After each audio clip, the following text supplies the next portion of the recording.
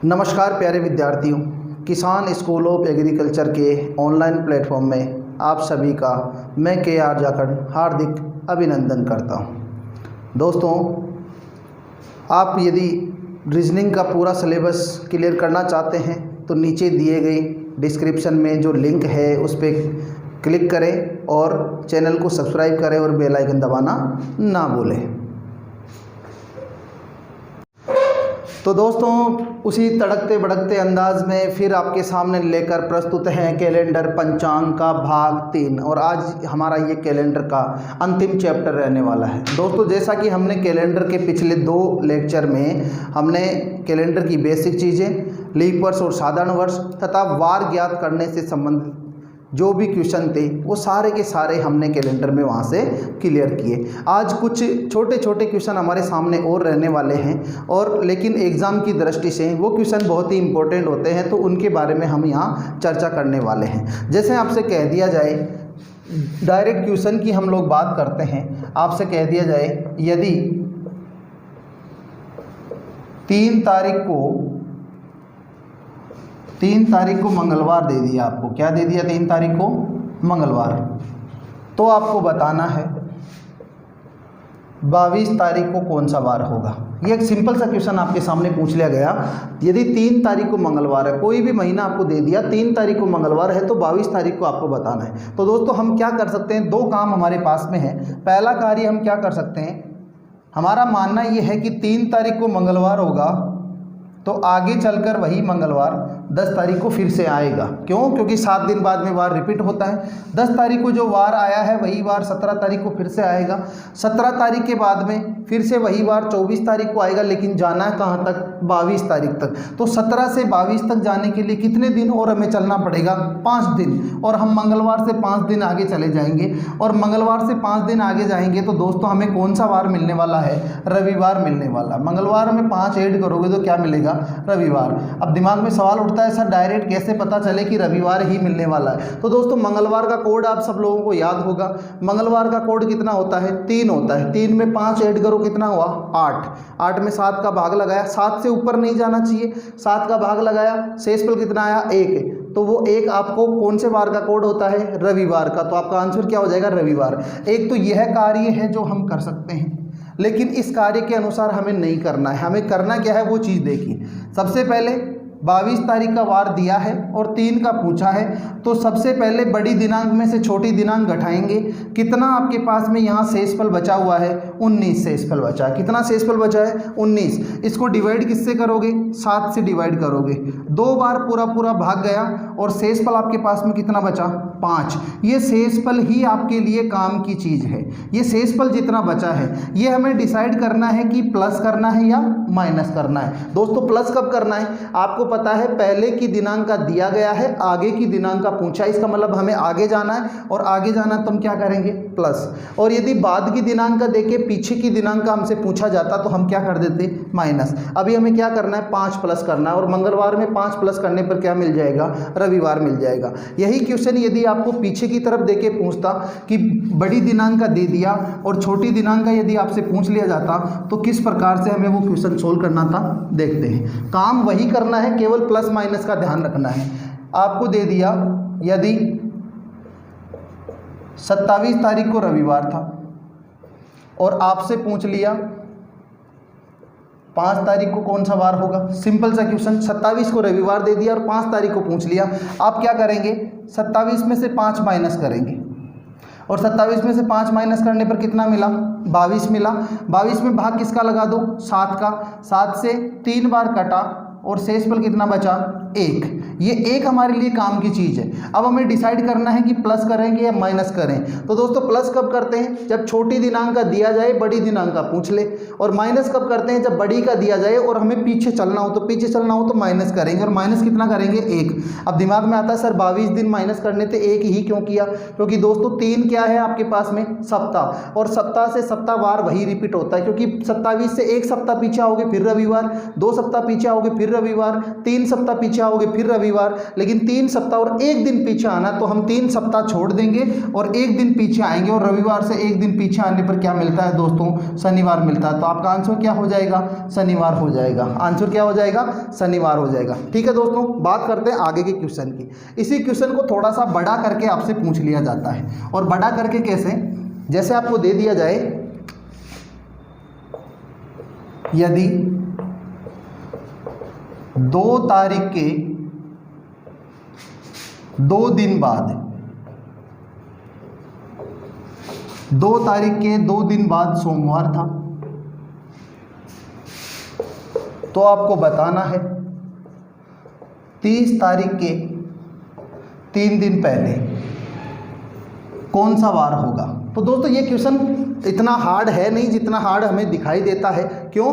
क्योंकि आपको इन दोनों की एक तारीख आपको डिसाइड करनी है। क्या कहा, 2 तारीख के 2 दिन बाद, कितनी तारीख आ गई, 4 तारीख, और पूछा किसका है, 30 तारीख के 3 दिन पहले, तो 30 में से 3 घटा लिया, 27 तारीख को हमसे पूछ लिया कि कौन सा वार होगा। काम वही करना है, 27 में से कितना माइनस कर देंगे, 4, बचेगा कितना, 23। कितना बचेगा, 23। भाग किसका लगा दोगे, 7 का। 7 का भाग लगाया, 3 बार पूरा पूरा भाग गया, शेषफल कितना बचेगा, 2 शेषफल बचेगा। अब 2 का हमें डिसाइड करना है कि मैं प्लस करूं या माइनस करूं। तो दोस्तों हम 2 को क्या करेंगे, प्लस या माइनस, हमें प्लस करना होगा। क्यों? क्योंकि 4 तारीख का दिया गया है, 27 का पूछा है, बड़ी दिनांक तक पहुंचना है, बड़ी दिनांक तक पहुंचने के लिए हमें क्या करना होगा, प्लस। और सोमवार में 2 प्लस करोगे तो दोस्तों आपको आंसर क्या मिल जाएगा, बुधवार मिल जाएगा। उम्मीद है कि इस प्रकार के क्वेश्चन आपको अच्छे से समझ में आ गए होंगे। ये तो है क्वेश्चन जिनमें तारीख दी जाती है। अब दोस्तों बिना तारीख के क्वेश्चन भी होते हैं जिनमें हमें आगे और पीछे चलना होता है, तो उसकी चर्चा करते हैं हम अगले क्वेश्चन की तरफ बढ़ते हुए। दोस्तों जैसा कि आप जानते हैं कि हिंदी में अलग तारीख होती है, अंग्रेजी में अलग। यानी हिंदी में जैसे आज का दिन है, आज कोई तारीख बोल दी जाएगी, जबकि हिंदी में क्या बोल दिया जाएगा, आज बोल दिया जाएगा। क्या बोल दिया जाएगा, आज बोल दिया जाएगा। आज से पहले जो बीत गया वो क्या था, कल, और आज के बाद में जो आएगा वो भी क्या होगा, कल। और इससे पहले जो बीत गया वो क्या था, परसों। परसों से पहले जो बीत गया वो क्या था, नरसों, और नरसों से पहले जो बीत गया वो क्या था, तरसों। इस प्रकार के शब्द आपसे पूछ लिए जाते हैं। आगे भी यही चलने वाला है। कल के बाद जो आएगा वो कौन होगा, परसों होगा। उसके बाद जो आएगा वो क्या होगा, नरसों होगा, और नरसों के बाद आएगा वो क्या होगा, तरसों, और उसके बाद नहीं आता है तो बैठे बैठे तरसों। दोस्तों इसके आगे इतना ही होता है, इसके आगे कुछ नहीं होता है। लेकिन दोस्तों देखो हिंदी में समस्या होती है, अंग्रेजी में समस्या नहीं होती। हिंदी में यही चीज़ें, अंग्रेजी में आज का मतलब टुडे, जो बीत गया वो यस्टरडे, आने वाला टुमारो, टुमारो के आगे आने वाला next tomorrow, next second, next third, या ऐसा कह सकते हैं टुमारो के 1 मारो, 2 मारो, 3 मारो, आगे चलते हुए। अंग्रेजी में समस्या नहीं होती, लेकिन हिंदी में समस्या। अब यही क्वेश्चन आपसे यदि ऐसे पूछ लिया जाए, यदि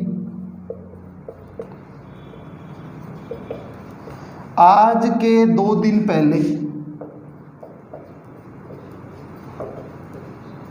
यदि आज के 2 दिन पहले बुधवार था, आज के 2 दिन पहले बुधवार, तो परसों के 3 दिन बाद कौन सा वार होने वाला है, ये क्वेश्चन आपसे पूछ लिया गया। तो दोस्तों सबसे पहले देखते हैं आज। आज पे हमने एक लाइन बनाई, ये बनाने की ज़रूरत नहीं है, आपको बार बार ये लिखने की ज़रूरत नहीं है, केवल आपके लिए मैंने लिखा है। आज पे हमने एक लाइन बनाई, आज के 2 दिन पहले पूछा, 1, 2, यहाँ कौन सा वार दे दिया गया, बुधवार दे दिया गया। और कहा क्या, परसों के 3 दिन बाद। तो परसों कब आएगा, आज के बाद में कल, परसों, और इसके 3 दिन बाद 1, 2 और 3। यहाँ हमें बताना है कि कौन सा वार होगा। और दोस्तों पीछे से आगे जा रहे हैं तो हमें क्या करना होगा, प्लस करना होगा, क्योंकि पीछे के दिन, आज के 2 दिन पहले, पहले का दिया, बाद का पूछा, तो हम क्या करेंगे, प्लस करेंगे। कितना प्लस करना है, 1, 2, 3, 4, 5, 6 और 7 प्लस करना है। और 7 प्लस करने पर दोस्तों आपको पता है 7 दिन बाद वही वार रिपीट होता है, तो +7 आप यदि करोगे तो फिर से आपके सामने वार कौन सा आएगा, बुधवार आ जाएगा। कौन सा वार आ जाएगा, बुधवार आ जाएगा। उम्मीद है कि इस प्रकार के जो आगे और पीछे चलने वाले जो क्वेश्चन होते हैं मंथ के, वो आपको समझ में आ गए होंगे। तो दोस्तों बढ़ते हैं हमारे अगले टाइप के क्वेश्चन की ओर, जिसमें हम बात करने वाले हैं आयु ज्ञात करना। किसकी बात करने वाले हैं? आयु ज्ञात करना। दोस्तों आयु ज्ञात करने से संबंधित क्वेश्चन हर एक एग्जाम में बार बार पूछा जाता है। तो दोस्तों बात करते हैं आयु ज्ञात करने वाला क्वेश्चन किस प्रकार से करना है। जैसे कि हमें कह दिया गया कि राहुल का जन्म 16 अप्रैल 1992 को हुआ। राहुल का जन्म कब हुआ? 16 अप्रैल 1992 को। तो बताइए 26 जुलाई 2012 को उसकी आयु कितनी होगी? तो 26 जुलाई 2012 को उसकी आयु कितनी होगी, ये क्वेश्चन हमसे पूछ लिया गया। तो दोस्तों हमें पता है कि बड़ी संख्या में से छोटी संख्या घटाई जा सकती है, और दूसरी सबसे बड़ी बात, आयु कभी भी माइनस में नहीं होती, यानी कि वो ऋणात्मक नहीं होती। आयु, लंबाई, चौड़ाई, ऊंचाई नापने और मापने वाली चीज़ें कभी ऋणात्मक नहीं होती। केवल तापमान को छोड़कर, यानी सेंटीग्रेड और फ़ारेनहाइट को छोड़कर बाकी सभी चीज़ें क्या होती है? पॉजिटिव। जैसे मैं कहूँ कि मेरा वजन माइनस के 30 किलो है, क्या कभी ऐसा होगा? वो कभी नहीं हो सकता। मेरी हाइट माइनस के 3 फीट है, ऐसा कभी भी नहीं हो सकता। वो सारी चीज़ें पॉजिटिव होती है। तो आयु भी क्या होती है? पॉजिटिव होती है। तो सबसे पहले बड़ी संख्या में से छोटी संख्या घटाई जाएगी। तो बड़ी संख्या कौन सी होगी? 2012, और छोटी संख्या कौन सी होगी? 1992। तो हम सबसे पहले दोस्तों यहाँ दिन लिखने वाले हैं, और दिन के बाद लिखने वाले हैं माह, और माह के बाद लिखने वाले हैं वर्ष। तो दिन, बड़ी दिनांक सबसे ऊपर लिखी जाएगी, उसके बाद उसकी जो जन्म की दिनांक है वो लिखी जाएगी, यानी जहाँ तक उसकी आयु पूछी गई है पहले वो लिखा जाएगा। तो 26 जुलाई कौन सा महीना होता है? 7वां महीना। और वर्ष कौन सा दे दिया दोस्तों? 2012। अब हम लिखने वाले हैं जो उसकी जन्म की दिनांक दी गई है। तारीख कितनी? 16 अप्रैल कौन सा महीना? 4था महीना। और बात हो रही है 1992 की, 1992 की बात की जा रही है। अब दोस्तों जब इसको घटाना है तो घटाते समय एक चीज़ का हमेशा ध्यान रखना, सबसे पहले दिन में से दिन घटाए जाएंगे, फिर माह में से माह घटाए जाएंगे, और फिर वर्ष में से वर्ष घटाए जाएंगे। तो 26 में से 16 घटाया तो 10 दिन, 7 में से 4 घटाया तो 3 माह, और 2012 में से 1992 घटाया तो 20 ईयर, यानी 20 साल 3 महीने और 10 दिन राहुल की आयु हो चुकी है। उम्मीद है दोस्तों ये क्वेश्चन आपको समझ में आया होगा। लेकिन इसी क्वेश्चन को यदि थोड़ा सा चेंज किया जाए, देखो समस्या कब होती है? वर्ष तो बड़ा होगा, जाहिर सी बात है वर्ष तो बड़ा होगा, लेकिन यदि दिन और माह ऊपर छोटा आ जाए तो हमें उसे किस प्रकार सोल्व करना है। इस समस्या के समाधान के लिए हम देखते हैं दोस्तों अगले क्वेश्चन की तरफ बढ़ते हैं, और देखते हैं अगला क्वेश्चन किस प्रकार से रहने वाला है। जैसे यही जो दिनांक दी गई है, यही दिनांक यदि चेंज कर दी जाती और चेंज करके आपसे कहा जाता कि कोई व्यक्ति है जिसका जन्म 20 जुलाई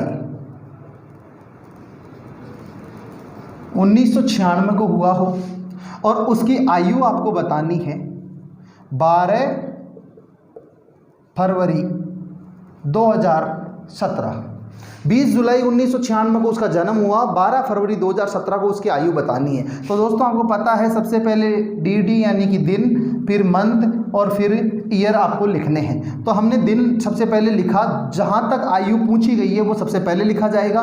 तो हमने लिख लिया 12 फरवरी दूसरा महीना, और वर्ष लिख दिया 2017। पूछी कब से है? 20 जुलाई 1996। हमने लिख दी तारीख 20 जुलाई 7वां महीना, और 1996 हमने यहाँ पर नोट कर दिया। और घटाते समय ध्यान किस चीज़ का रखना है? दिन में से दिन, फिर महीने में से महीने, और वर्ष में से वर्ष घटाए जाएंगे। अब हमने देखा कि 12 में से 20 को घटाना मुश्किल है, तो क्या माइनस के 8 यहाँ कर दिए जाएं? नहीं, माइनस के 8 नहीं कर सकते। तो हमें यहाँ से उधार लेना होगा, क्योंकि इसके पास तो 12 दिन है। अब इससे ज़्यादा किसके पास है? महीने के पास। यहाँ से दिन उधार लेने होंगे।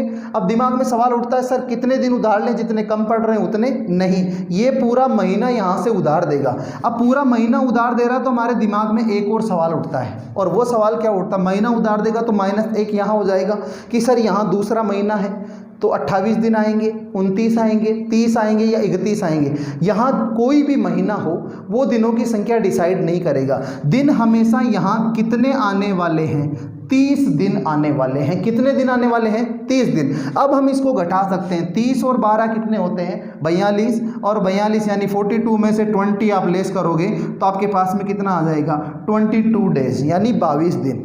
यहाँ माइनस करना मत बोलना, क्योंकि माइनस नहीं करोगे तो ये 2 का 2 रह जाएगा और आंसर गलत हो जाएगा। चलो यहाँ हमने देखा कि 2 था, अब तो 1 है, 1 में से 7 को नहीं घटाया जा सकता। अब इससे ज़्यादा किसके पास है, वर्ष के पास, तो यहाँ भी हम उधार लेके आएंगे और उधार वो पूरा कितना देगा, हम यहाँ से बोरो करेंगे और बोरो करेंगे तो पूरे के पूरे 12 महीने यानी 1 वर्ष उधार देगा। 1 वर्ष उधार देगा तो यहाँ महीनों की संख्या कितनी वृद्धि हो जाएगी, 12 महीने पहले है, 1 महीना यहाँ बचा हुआ है, कितने हो गए, 13, और 13 में से 7 आप लोग घटाएंगे तो कितने मंथ बच जाएंगे, 6 मंथ। और 2017 था, 1 वर्ष उधार दे दिया, अब कितना बचा 2016, तो यहाँ कितना आ जाएगा 20 वर्ष, 20 ईयर, तो 20 साल 6 माह और 22 दिन हो जाएगी राहुल की आयु। तो दोस्तों उम्मीद है कि आयु ज्ञात करने वाले इस प्रकार के जो क्वेश्चन है वो आपको समझ में आ गए होंगे। अब दोस्तों हम बात करने वाले हैं किसी महीने में किसी वार का 5 बार आना। कोई भी महीना दिया गया है, उस महीने में किसी वार का 5 बार आना। तो सबसे पहले हमें ये देखना है कि कौन कौन सी तारीखें के वार 5 बार आ सकते हैं। तो हम बात कर रहे हैं किसी वार का 5 बार आना, किसी वार का 5 बार आना। दोस्तों जैसे कि हम बात करें, हमारे पास महीने जो होते हैं उनमें दिनों की संख्या 28, 29, 30 या 31 पाई जाती है। तो सबसे पहले हम देखते हैं कि 1 तारीख को जो वार आता है क्या वही वार रिपीट होकर 8 तारीख को फिर से आता है। तो आप कहेंगे जी सर बिल्कुल सही है, क्योंकि 7 दिन बाद में फिर से वही वार आने वाला है। 8 तारीख को जो वार आने वाला है क्या वो 15 तारीख को फिर से रिपीट होकर आएगा। आप कहेंगे जी सर बिल्कुल 15 तारीख को वही वार रिपीट होकर आएगा।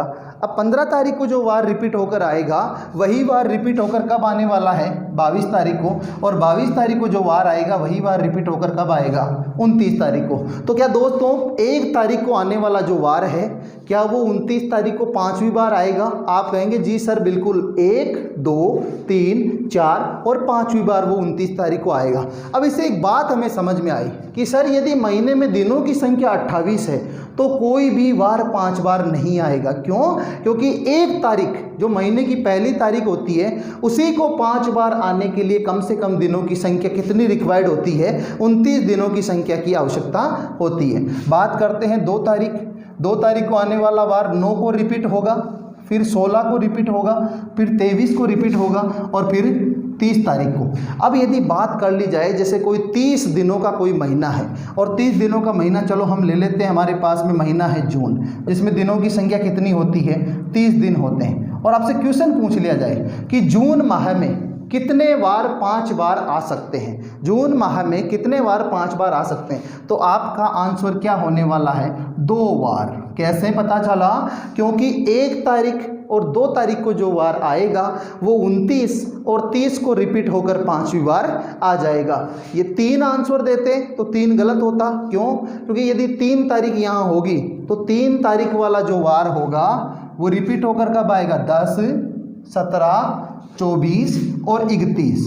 तो 3 तारीख वाले वार को रिपीट होकर आने में यानी 5वीं बार रिपीट होने के लिए कितने दिनों की आवश्यकता है, 31 दिनों की, जबकि महीना कितने दिनों का है, 30 दिनों का। तो कितने बार 5 बार आएंगे, 2 बार 5 बार आएंगे। अब इसमें जो क्वेश्चन आपसे पूछे जा सकते हैं कि 1 महीने में अधिकतम कितने बार 5 बार आ सकते हैं, 1 महीने में अधिकतम कितने बार 5 बार आ सकते हैं, तो आप कहेंगे सर 3 बार। कितने बार, 3। कौन कौन से, 1 तारीख, 2 तारीख और 3 तारीख को जो भी वार आएंगे वो अधिकतम 5 बार आ सकते हैं। क्यों, क्योंकि अधिकतम दिनों की संख्या महीने में 31 होती है। न्यूनतम पूछ लिया जाए, न्यूनतम कितने बार 5 बार आ सकते हैं, तो आपका जवाब 1 होगा, लेकिन वो गलत। क्यों, क्योंकि जवाब में होना चाहिए 0 यानी कोई नहीं। क्यों, क्योंकि न्यूनतम दिनों की संख्या 28 होती है और 28 दिनों वाले महीने में कोई भी वार 5 बार नहीं आता। उम्मीद है ये बात आपको समझ में आ गई होगी। ये समझ में आ गई तो चलते हैं अगले क्वेश्चन की तरफ। इसी से रिलेटेड अगला क्वेश्चन पूछा जाता है।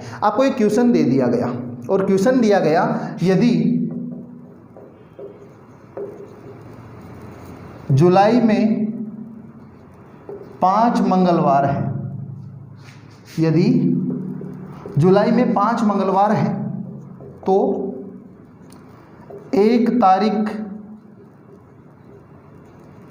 को कौन कौन से वार हो सकते हैं, कौन कौन से वार हो सकते हैं, ये क्वेश्चन आपसे पूछ लिया गया। तो इस क्वेश्चन का सॉल्यूशन किस तरीके से करना है वो हमें देखना है। दोस्तों कहा गया कि यदि जुलाई माह में 5 मंगलवार हैं, जुलाई में दिनों की संख्या कितनी होती है? आप कहेंगे सर जो जुलाई माह है उसमें दिनों की संख्या 31 होती है, 31 दिन होते हैं और उसमें 3 बार 5 बार आ सकते हैं। वो कौन कौन से? 1, 2 और 3 तारीख को, और उन 3 में से ही एक कौन सा है? मंगलवार। तो क्या हम ये बता सकते हैं कि मंगलवार 1 तारीख को था, 2 तारीख को था या 3 तारीख को? तो आपका जवाब होगा सर ऐसा बिल्कुल भी हम नहीं बता सकते, क्योंकि मंगलवार की जो शर्त है वो क्या है कि इस जुलाई में वो 5 बार आना चाहिए। वो 1 तारीख को होगा तो भी 5 बार आ जाएगा, 2 को होगा तो भी 5 बार और 3 को होगा तो भी 5 बार आ जाएगा। लेकिन दोस्तों एक बात हमें जरूर पता है कि 1 तारीख को जो वार होता है वही वार 29 तारीख को फिर से रिपीट होकर आता है 5वीं बार।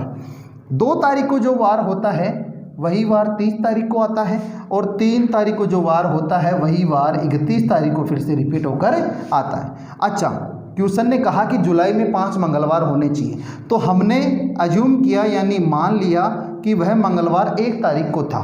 जो दिया गया वार है उस पर हमने मार्क कर लिया, गोला कर लिया कि वो मंगलवार 1 तारीख को था। अच्छा दोस्तों बताइए 1 तारीख को मंगलवार होगा तो 2 को क्या होगा? आप कहेंगे सर जाहिर सी बात है 2 को बुधवार होगा। 3 को क्या होगा? 3 को गुरुवार होगा। 1 को मंगलवार है तो 29 तारीख को भी क्या होगा? मंगलवार होगा। तो 30 तारीख को क्या होगा? बुधवार होगा और 31 तारीख को क्या होगा? गुरुवार होगा। 31 तारीख को क्या होगा? गुरुवार। अब किसी विद्यार्थी के मन में सवाल उठा, सर यदि ये मंगलवार 1 तारीख को नहीं होता, ये कितनी तारीख को होता? 2 तारीख को।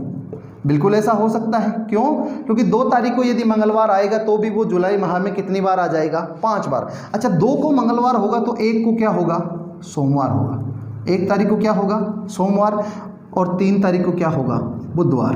अब दिमाग में कुछ सवाल भी उठने लगे हैं और कुछ चीज़ें क्लियर भी होने लगी है। अच्छा 2 तारीख को मंगलवार हमने लिया है तो वही मंगलवार कब आएगा? 30 तारीख को। तो 29 को क्या आएगा दोस्तों? सोमवार आएगा और 31 तारीख को क्या आएगा? बुधवार। अब किसी विद्यार्थी के मन में फिर से एक सवाल उठा कि सर यही मंगलवार जो आप कह रहे हैं, यही मंगलवार यदि 1 और 2 को भी नहीं होता, ये कब होता? 3 तारीख को यदि ये मंगलवार होता तो भी 31 तारीख को 5वीं बार आ जाता। बिल्कुल 3 तारीख को मंगलवार होता तो यही मंगलवार 31 तारीख को फिर से आ जाता। 3 को मंगलवार होगा तो दोस्तों 2 को क्या होगा? सोमवार और 1 तारीख को कौन सा होगा? रविवार। 1 को रविवार तो 29 को भी रविवार और 30 को क्या आ जाएगा? सोमवार। अब इसमें किसी भी तारीख का आपसे सवाल पूछ लिया जाए, अब देखिए सवाल की तरफ, जवाब आपके सामने होगा। यदि 1 जुलाई में, यदि जुलाई माह में 5 मंगलवार है तो 1 तारीख को कौन कौन से वार हो सकते हैं? कौन कौन से हो सकते हैं? मंगलवार, सोमवार, रविवार। और यदि 3 तारीख की बात की जाए तो दिया गया वार मंगलवार, बुधवार और गुरुवार। यानी कि जो पहले की तारीख है इन 3 में ही कंपैरिजन करना है। पहले की जो तारीख है उसमें या तो दिया गया वार या 2 उससे पहले के वार, या तो दिया गया वार या 2 पहले के, क्योंकि ये पहले की दिनांक है।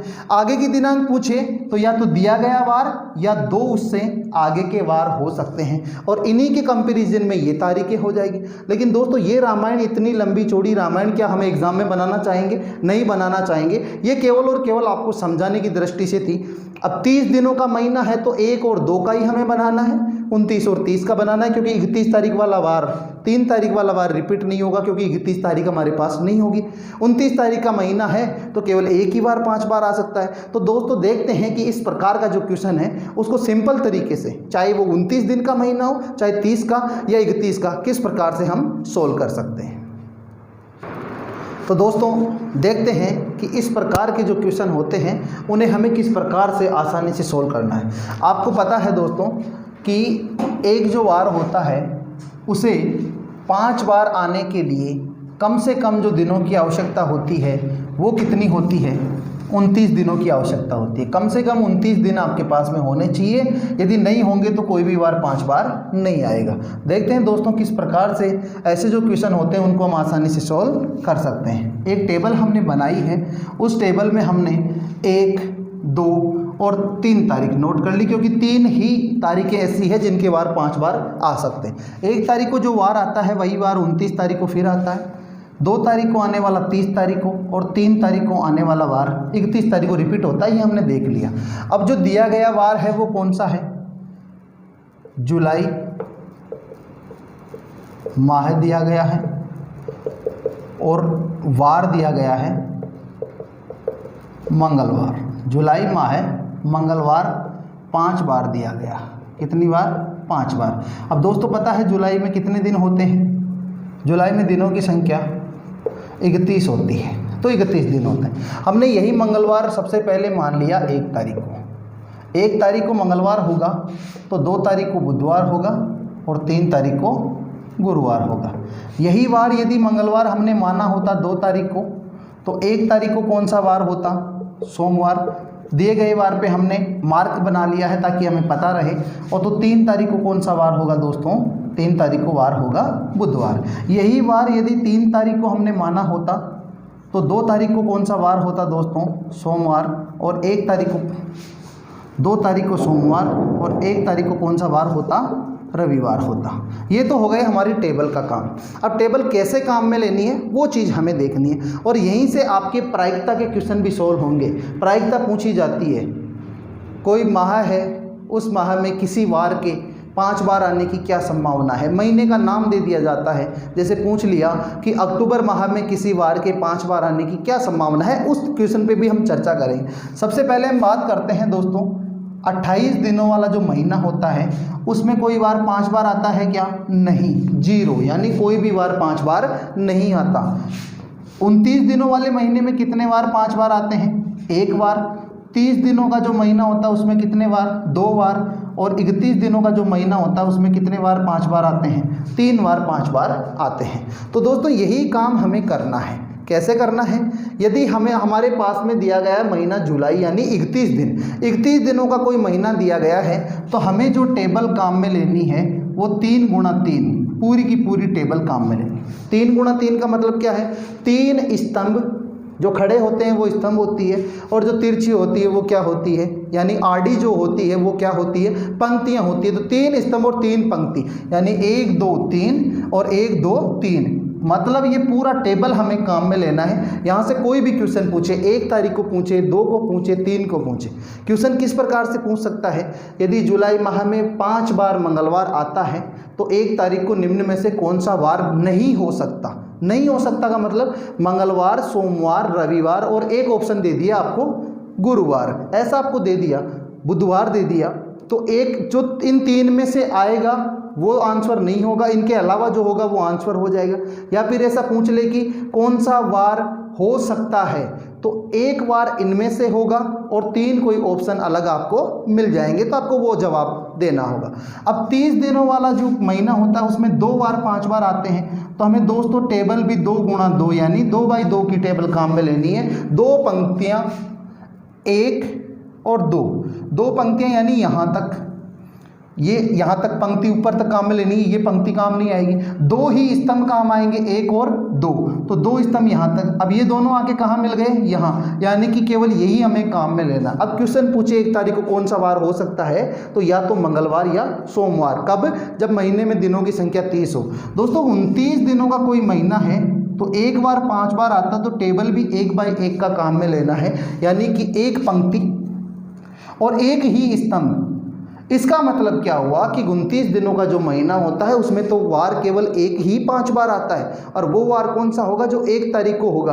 अब आपसे कह दें फरवरी 2016 में यदि 5 बुधवार हों तो 1 तारीख को कौन सा वार हो सकता है, तो दोस्तों जो बुधवार दिया है केवल वही हो सकता है, क्यों?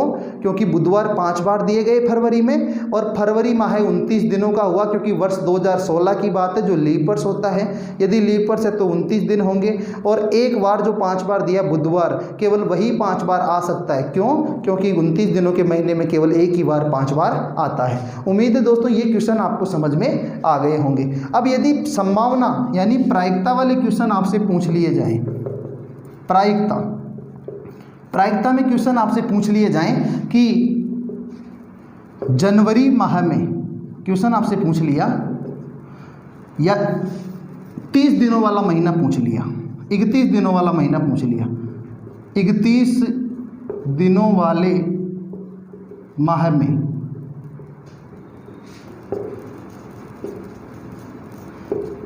किसी वार के 5 बार आने की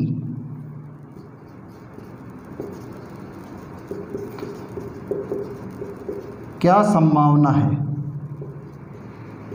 31 दिनों वाले महीने में किसी वार के 5 बार आने की क्या संभावना? तो देखो दोस्तों, संभावना होती क्या? सबसे पहले संभावना हमेशा 1 से छोटी होती है। कैसे? कोई भी चीज़ 1 हो जाएगी तो वो कितना होता है? 1 अपने आप में 100%, और कोई 100% होगा तो वो कभी भी संभावना नहीं होगा। जैसे मैंने आपके सामने यहाँ पर लिखा 50, 50, सीधा सीधा दिख रहा है ये 50 है, तो क्या ये कोई संख्या है? क्या ये 50 होने की संभावना है? नहीं, ये तो डेफिनेट क्या है? 50 है। तो संभावना 1 से छोटी होती है, और संभावना जितने विकल्प आपके पास में होते हैं उन्हीं में से संभावना तलाशी जाती है। जैसे मैं बात करूं कि एक कमरा है जिसमें कोई व्यक्ति बैठा है, वो व्यक्ति जब वहाँ बैठा है और बाहर से संभावना जताई जाए कि उस कमरे में जो व्यक्ति बैठा है या तो वो पुरुष हो सकता है या महिला, तो संभावना किन में से जताई गई? 2 व्यक्तियों में से, या तो पुरुष या महिला, क्योंकि विकल्प कितने थे? 2। अभी आपके पास में जो विकल्प है वो विकल्प कितने हैं? 7 विकल्प है। कितने विकल्प हैं? 7, क्योंकि वार कितने होते हैं? 7। और 31 दिनों वाले महीने में कोई वार 5 बार आएगा तो वो इन 7 में से होगा, इन 7 में से होगा। लेकिन वो कौन कौन सी तारीख को आ सकता है? 1 तारीख को, 2 तारीख को और 3 तारीख को। यानी किसी भी वार को 5 बार आने के लिए, 31 दिनों वाले महीने में किसी वार को 5 बार आने के लिए कितने चांस मिलते हैं? 3 चांस। कितने चांस? 3 चांस। तो संभावना क्या हो जाएगी? 3/7। कितनी हो जाएगी? 3/7। तो हम यहीं पर संभावना इसकी नोट कर लेते हैं, 3/7। अब दोस्तों सबको आसानी से पता चल गया है, 30 दिनों वाला महीना होगा तो उसको कितने चांस मिलेंगे? 2 चांस। तो संभावना हो जाएगी 2/7। 29 दिनों वाले में संभावना हो जाएगी 1/7, और 28 दिनों वाले में संभावना हो जाएगी 0/7। उम्मीद है संभावना वाले क्वेश्चन भी आपको अच्छे से समझ में आ गए होंगे। तो दोस्तों एक क्वेश्चन हमारा और बचता है, जो क्वेश्चन कभी कभार पूछ लिया जाता है एग्जाम में, तो उसके बारे में चर्चा करते हैं। तो दोस्तों बात करते हैं इस क्वेश्चन की, और इस क्वेश्चन के बाद हम बात करने वाले हैं कैलेंडर का दोहराव, और दोहराव के साथ कौन से दिन है जो शताब्दी के प्रथम दिन और अंतिम दिन हो सकते हैं। बहुत छोटी छोटी चीज़ें हैं, 5 मिनट का समय और उन चीज़ों में लगने वाला है। पहले इस क्वेश्चन को देखते हैं। इस क्वेश्चन में एक जगह समस्या होती है, उस समस्या की भी हम चर्चा करेंगे। सबसे पहले हम बात करते हैं कि किस किस व्यक्ति की बात हो रही है। सुरेश की बात हो रही है। सुरेश गीता से 384 दिन बड़ा है। तो सुरेश बड़ा है, हमने सिंबल बना लिया। किससे बड़ा है? गीता से बड़ा है। कितने दिन बड़ा है दोस्तों? 384 दिन। आगे कहा है जबकि गीता प्रभु से 72 सप्ताह छोटी है। गीता छोटी है, किससे छोटी है? प्रभु से। कितने सप्ताह? 72 सप्ताह, यानी 72 वीक वो छोटी है। कहा गया यदि प्रभु का जन्म रविवार को हुआ है। प्रभु का जन्म कब हुआ? रविवार को। तो बताना है सुरेश का जन्म कब हुआ है। ये क्वेश्चन का डायमेंशन है जो हमने यहाँ पर नोट कर लिया। अब दोस्तों एक बात बताइए, कोई भी व्यक्ति है प्रभु, उससे गीता 72 सप्ताह छोटी है, प्रभु का जन्म रविवार को हुआ है, तो क्या हम ऐसा कह सकते हैं कि गीता का जन्म भी रविवार को हुआ है? अब दिमाग में सवाल उठता है, सर ऐसा कैसे कह दिया? ऐसा इसलिए कह दिया दोस्तों, ये कितने सप्ताह छोटी है? 72 सप्ताह। दोस्तों एक बात बताओ, 72 सप्ताह छोटी है तो प्रभु के 72 सप्ताह बाद उसका जन्म हुआ होगा। रविवार के 1 सप्ताह बाद कौन सा वार होगा? वही रविवार। 5 सप्ताह बाद रविवार, 72 सप्ताह बाद भी क्या होगा? रविवार। इसलिए हम कह सकते हैं गीता का जन्म भी कब हुआ है? रविवार को। अब कंपैरिजन करते हैं गीता और सुरेश में।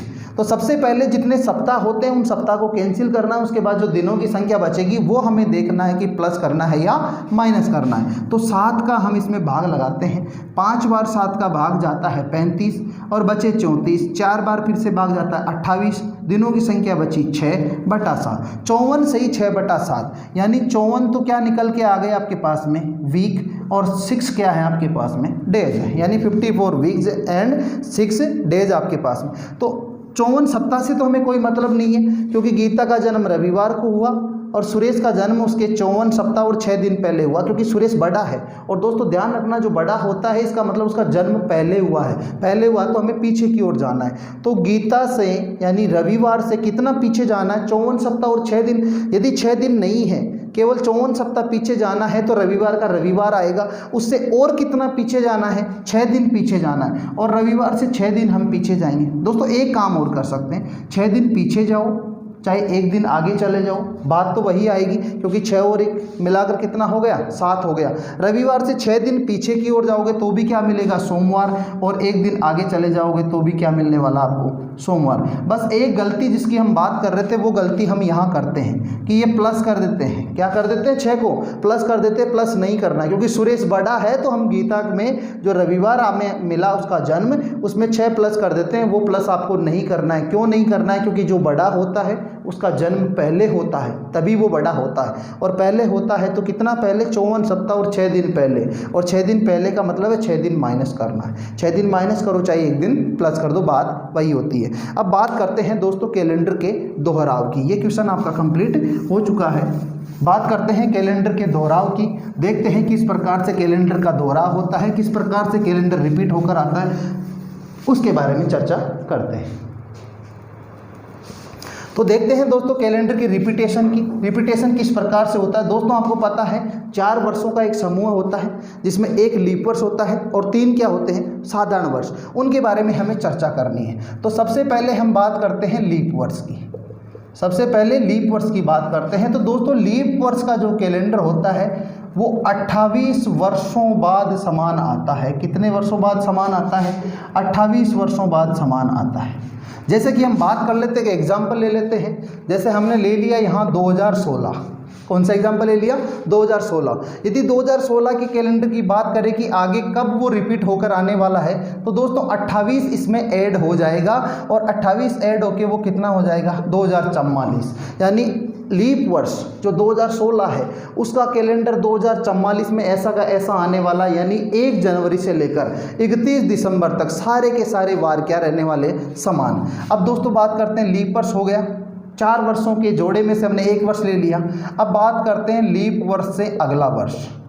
लीप वर्ष से अगला वर्ष, लीप वर्ष से अगले वर्ष का जो कैलेंडर होता है दोस्तों वो 6 वर्षों बाद समान आता है। कितने वर्षों बाद समान आता है, 6 वर्षों बाद। तो 2016 हमने लिया, उससे अगला वर्ष ले लिया 2017। 2017 का कैलेंडर कब रिपीट होकर आएगा दोस्तों, 6 इसमें ऐड कर देंगे तो कब रिपीट होकर आ जाएगा, 2023 में रिपीट होकर आ जाएगा। अब दोस्तों बात आती है और 2 वर्षों की। एक लीप वर्ष हुआ, एक उससे अगला वर्ष। अब 4 वर्षों के जोड़े में 2 वर्ष और बचे, और वो 2 कौन से वर्ष होते हैं, अन्य वर्षों की श्रेणी में। कौन से वर्षों की श्रेणी में, अन्य वर्षों की श्रेणी में। तो अन्य वर्षों का जो कैलेंडर होता है दोस्तों वो 11 वर्षों बाद समान आता है। कितने वर्षों बाद समान आता है, 11 वर्षों बाद। तो अन्य वर्ष कौन कौन से हो गए, जैसे हमने यहाँ पर ले लिया 2018 और 2019। अच्छा, इसके आगे क्यों नहीं जा रहे हैं, आगे इसलिए नहीं जा रहे हैं दोस्तों क्योंकि 2019 के आगे क्या आएगा, 2020। तो 2020 तो फिर से क्या हो जाएगा, लीप वर्ष। तो उसका कैलेंडर कब आएगा, 28 वर्षों बाद रिपीट होकर आएगा। अब 2018 की बात की जाए तो इसमें कितने ऐड होंगे दोस्तों, 11 ऐड हो जाएंगे, और वो 11 ऐड होके कितने हो जाएंगे, 2029। और 2019 में 11 ऐड होके कितने हो जाएंगे दोस्तों, 2030। उम्मीद है ये बात आपको समझ में आई होगी। अब दिमाग में सवाल उठता है, सर हमें कोई भी क्वेश्चन दे दिया गया उसे हमें चेक करना है। लीप वर्ष है तो आसानी से चेक हो जाएगा, 4 का भाग लगाया, शेषफल 0 है तो लीप वर्ष। उससे अगला वर्ष है या अन्य वर्षों की श्रेणी में है, ये हमें चेक करना है। तो उसके लिए दोस्तों एक काम करना, जैसे आपको वर्ष दे दिया गया 2005, आपको चेक करना है, ये लीप वर्ष तो होगा नहीं, क्यों नहीं होगा? क्योंकि जिसका इकाई का अंक विषम संख्या है वो कभी भी लीप वर्ष नहीं होता। क्यों? क्योंकि विषम संख्या में सम संख्या का कभी भी पूरा पूरा भाग नहीं जाता। ये बात आप लोगों को पहले से क्लियर है। अब ये चेक करना है कि ये अन्य वर्ष है या लीप वर्ष से अगला वर्ष है। तो दोस्तों हमेशा इसके पिछले वर्ष को चेक करो। पिछला वर्ष कौन सा है? 2004। यदि पिछला वर्ष लीप वर्ष है तो जाहिर सी बात है ये लीप वर्ष से अगला वर्ष है। और यदि पिछला वर्ष लीप वर्ष नहीं है, कैसे? जैसे हमने बात कर ली 1994, 1994 की बात करी, ये लीप वर्ष नहीं है। क्यों? क्योंकि 94 में 4 का भाग लगाओगे तो पूरा पूरा नहीं जाएगा, 2 शेष पर। अब ये लीप वर्ष है नहीं है, लीप वर्ष से अगला वर्ष है या अन्य वर्ष है, ये चेक करने के लिए सिर्फ पिछले वर्ष को चेक कीजिए। पिछला वर्ष क्या आएगा? 1993, 1993। तो दोस्तों ये इसके पिछला जो वर्ष है, क्या 1993 कभी लीप वर्ष होगा? नहीं होगा। तो ये किस श्रेणी में जाएगा? अन्य वर्षों की श्रेणी में। और बाकी और चीज़ें भाड़ में गई, सिंपल सी चीज़ सुनते हैं हम। और सिंपल चीज़ क्या है? देखिए सिंपल चीज़ आपके सामने, और वो सिंपल चीज़ ये है कि जब भी सम संख्या वाला कोई वर्ष आएगा, हमने 1994 ही लिया था, कौन सा वर्ष है? सम संख्या का। तो सम संख्या का जो वर्ष होता है वो या तो लीप वर्ष हो सकता है या अन्य वर्ष हो सकता है, कभी भी लीप वर्ष से अगला वर्ष नहीं हो सकता। क्यों? क्योंकि लीप वर्ष जो होता है वो सम संख्या का होता है और उससे अगला वर्ष हमेशा विषम संख्या ही आती है, क्योंकि सम के बाद विषम ही आती है। तो सम संख्या वाला या तो लीप वर्ष होगा, और लीप वर्ष नहीं है तो अन्य वर्षों की श्रेणी में जाएगा। यदि विषम संख्या है तो ही हमें उसके पीछे का वर्ष चेक करना है, और केवल पीछे का ही चेक करना है। क्यों? यदि विषम संख्या है तो वो कभी लीप वर्ष तो नहीं हो सकता। उम्मीद है दोस्तों ये बात आपको समझ में आ गई होगी। अब बात करते हैं केवल शताब्दी के जो प्रथम और अंतिम दिन होते हैं वो कौन कौन से हो सकते हैं, कौन से नहीं हो सकते हैं। तो बात करते हैं उन पर इस टाइप में। तो दोस्तों कुछ क्वेश्चन यहाँ से भी पूछे जाते हैं कि शताब्दी का प्रथम दिन कौन सा हो सकता है या कौन सा नहीं हो सकता, या शताब्दी का अंतिम दिन कौन सा हो सकता है, कौन सा नहीं हो सकता। तो दोस्तों एक बात का हमेशा ध्यान रखें, मैंने यहाँ कोड भी लिख दिए हैं। जो वार शताब्दी के प्रथम दिन हो सकते हैं वो शनिवार, सोमवार, मंगलवार और गुरुवार। जो नहीं हो सकते यानी इनके अलावा जो बच गए वो नहीं हो सकते। यदि हो सकते हैं वो याद कर लिए तो नहीं हो सकते हैं वो याद करने की आवश्यकता नहीं है। और एक काम और कर सकते हैं, जो शताब्दी के प्रथम दिन नहीं हो सकते वही शताब्दी के अंतिम दिन हो सकते हैं। केवल किसको छोड़कर? सोमवार को, क्योंकि सोमवार शताब्दी का प्रथम दिन भी हो सकता है और अंतिम दिन भी हो सकता है। उसी प्रकार जो शताब्दी के प्रथम दिन हो सकते हैं वही शताब्दी के अंतिम दिन भी हो सकते हैं। जो शताब्दी के प्रथम दिन हो सकते हैं वो कभी भी शताब्दी के अंतिम दिन नहीं हो सकते। कहने का मतलब ये है कि जो शताब्दी के प्रथम दिन हो सकते हैं वो ना तो शताब्दी के अंतिम दिन नहीं हो सकते और प्रथम दिन भी नहीं हो सकते। किसके? शताब्दी के अंतिम दिनों के। शताब्दी के प्रथम दिन जो हो सकते हैं वो शताब्दी के कभी भी अंतिम दिन नहीं हो सकते, और वह शताब्दी के प्रथम दिन भी नहीं हो सकते। क्यों नहीं हो सकते? कौन से? अंतिम दिन कभी प्रथम नहीं हो सकते और प्रथम दिन कभी अंतिम नहीं हो सकते। अंतिम कभी प्रथम नहीं हो सकते, प्रथम कभी भी अंतिम नहीं हो सकते। और एक सोमवार ऐसा होता है जो शताब्दी का प्रथम दिन भी होता है और शताब्दी का अंतिम दिन भी हो सकता है। उम्मीद है ये बात आपको अच्छे से समझ में आ गई होगी। दोस्तों याद रखना है तो केवल क्या रखना है? जो शताब्दी के प्रथम दिन हो सकते हैं वो, और जो शताब्दी के अंतिम दिन हो सकते हैं वो। तो जो शताब्दी के प्रथम दिन हो सकते हैं वो कभी भी अंतिम दिन नहीं हो सकते, और जो शताब्दी के प्रथम दिन नहीं हो सकते वही दिन शताब्दी के अंतिम दिन हो सकते हैं। क्यों?